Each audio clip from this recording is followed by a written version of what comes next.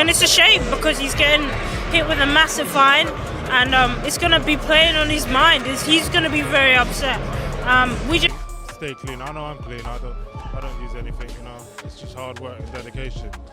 Which cheats is this? It doesn't make you a better fighter. I boxed 3 drug cheats, beat 2 of them, drew with 1 of them. It doesn't make you a better fighter. So you take your gear for whatever reason. It doesn't make you technically better. It doesn't make you throw a better jab. So much crap, you know, talk so much stuff. But, and when he comes, he gets the opportunity to fight. And then he takes the drugs. What did he, well, he drank in 10-minute water, I bet you money. We can't wait. He's not someone I'm talking to at the moment. We're not, communicating on a day-to-day basis. So it's hard, I don't watch him as a fan. I don't get any pleasure or amusement out of it. I think the commissions and everything, they're doing the best job they can do to clean it out and find the people that are, doing that sort of thing. So, drug cheats need to, they need to step aside and let real fighters fight. Do you ever get People are going to talk, and I guess it doesn't bother me. I know I'm not none of that, so really that's none of my business. I don't really care to even think about what. But the fact of the matter is, it's like if you go to prison, you're found guilty of a crime, you go to prison, you serve your sentence, and the slate gets wiped clean. And it's not a lifetime ban, it's what it is. If it's a lifetime ban, then that'd be the end of it. He's served everything he's had to serve under the rules. Eddie Hearn I believe that any fighter that has knowingly cheated in a sport of boxing should never be allowed to fight again. And I do not believe that he's God forbid if that happened. And this guy on game, he's found out on game. What I'm saying is they now need to talk about legal action outside of boxing to say, if you take this, you are legally going to be prosecuted because you could kill someone. Red beef, or there's going to be tea, or it's going to be the burritos he's been eating in Mexico. This fight doesn't need any of that crap. Doesn't need it at all. It's a good fight. It's #1 fighting a #4. They've got styles where neither of them take a step backwards. They're big punchers. It'd be exciting. None of that's needed. Yeah. None of it. And this got to a point where Fabio is stumbling around. He's not even aware of his surroundings. It doesn't look like the doctors are checking on him round after round. And, I said Daniel had big stones to get off the canvas. Fabio Wardley's got a chin of iron because he ate some absolute nukes. Shots that put Anthony Joshua on the floor from Daniel Dubois and probably would have put a lesser man in the hospital that night. I mean, I'm sure Fabio's in the hospital now, but stretcher.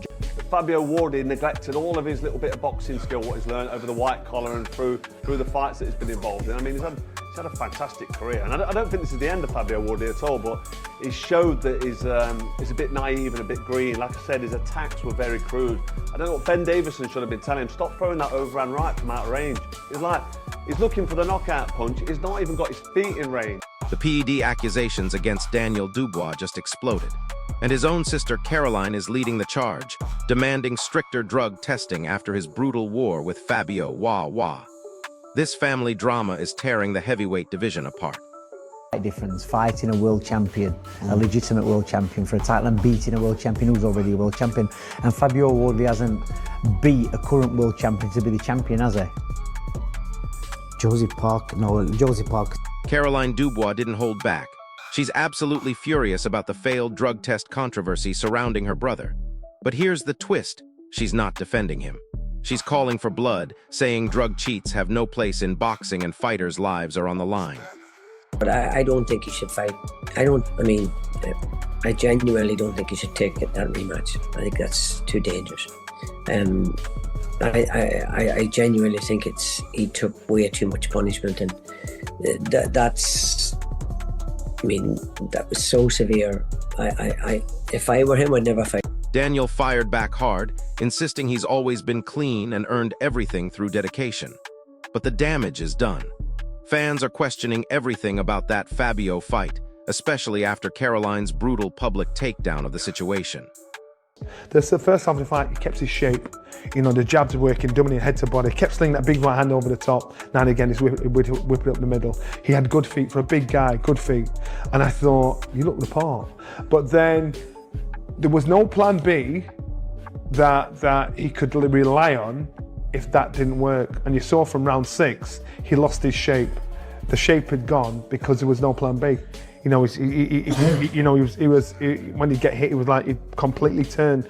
And trust me, this boy's got. Johnny Nelson dropped a reality bomb that nobody saw coming. He says PEDs don't actually make you a better technical fighter. They won't improve your punching technique or ring IQ. But here's the kicker, they can still put your opponent's life at risk. Nobody could ever question this young man again. Yeah? All that quitting nonsense, nobody will ever question him again. Two-time heavyweight champion of the world under you. It sounds good, doesn't it? Derek Chisora went absolutely nuclear on the excuses. He's questioning why fighters get caught with banned substances after all the criticism they face. His frustration is raw, and he's demanding real accountability in the sport. We were in there with a very dangerous fighter in the name of Fabio Wardley. He should be proud of himself. Dave Coldwell offered the cold truth that everyone's ignoring. Even a tiny trace of a banned substance triggers a failed test. The only confirmed fact is the failure. Everything else is just noise and speculation. Fight, I think the worst thing that happened was that knockdown in the first round. After that, Wally was just looking for that right hand. No jabs, no defense, no left hook. Sorry, meat and chicken. You know what I mean? But it was a hell of a fight. He showed the heart of a champion, and I think that should be. But let's talk about what really happened in that ring. Fabio Wardley was getting destroyed, struggling to stay conscious while Dubois showed incredible resilience after being dropped. This wasn't just a fight, it was a survival battle. He's not ready for boxing. You don't jab, nothing, looking for power shots. It's like he didn't train. You do busy commentating. Little bastard. He was supposed to fucking train in the gym. So how many jabs did Fabio chuck? Less jabs. He didn't chuck no jabs. He didn't do anything with. Carl Froch tore into Wardley's technique, saying he threw wild shots from outside range without proper setup. At elite level, raw aggression means nothing without technical control. And Wardley completely fell apart when it mattered most. Said to come out faster, yeah, but Daniel Reprimand was. He's learned. He's learned from his knockdowns before. He learned a lot, you know what I mean? So, yeah, he took my fight. Here's where it gets brutal. Barry McGuigan is strongly advising against a rematch, saying Wardley took too much punishment and returning to that level of violence could put him at serious risk. His safety is now the main concern. It's one of the best fights I've ever seen. One of the best fights. Fair play to Fabio Wardley. What a hard man he is. He didn't want to quit. His corner didn't pull him out. And Daniel Dubois kept his composure. He kept his composure, stuck to the plan. He started to get a bit tired himself. He realised that Wardley has still got something in the tank. He kept pulling it out of the bag. He looked dead on his feet. But what a fight that was. Johnny Nelson broke down exactly where Wardley collapsed. Early rounds looked sharp with solid fundamentals and movement. But from round 6 onwards, his structure disappeared and he had zero backup strategy when adjustments were needed. Week is it? Maybe you can tell me. The postponed purse bids for Dubois Joyce, is that due this week now? Yeah, so due this week, although there's been rumours that Joyce is withdrawing. We don't know how true they are, but if that does happen, is there anyone else you can see in the... Don Charles delivered an emotional statement backing Dubois, insisting the performance silenced all doubts about his mentality. He's building a narrative around future success, claiming this is just the beginning of Dubois' championship reign. He's focusing on this fight, isn't it? So we haven't really looked and we're not even thinking about that yet. So we'll let that happen. Fair. Daniel himself revealed the turning point that changed everything. He admits he needed that knockdown as a wake-up call to dig deeper mentally. That moment forced him into warrior mode, accessing a darker place to survive and dominate. And obviously, the fight that everybody's here for, well, a majority of people are here for, looking forward to the most, is Eubank versus Ben. There's been a little bit of drama online this morning with the weight. Obviously, Eubank slightly missing the weight. You're a fighter, you know what it takes. Do you think that's a big deal? Do you think much can be taken from it? It's interesting. It depends how hard, tight he was. He tried to make the weight and he couldn't. Here's the reality. This whole controversy shows how divided boxing has become. From PED allegations to family feuds to brutal fight analysis, every voice adds fuel to the debate. The question isn't just about Dubois anymore, it's about what defines a true champion today. Are these accusations fair, or is boxing becoming too harsh on fighters? Drop your take in the comments, smash that like button if this breakdown opened your eyes, and subscribe because this heavyweight drama is far from over. He's a fighting man, and what he's achieved is amazing.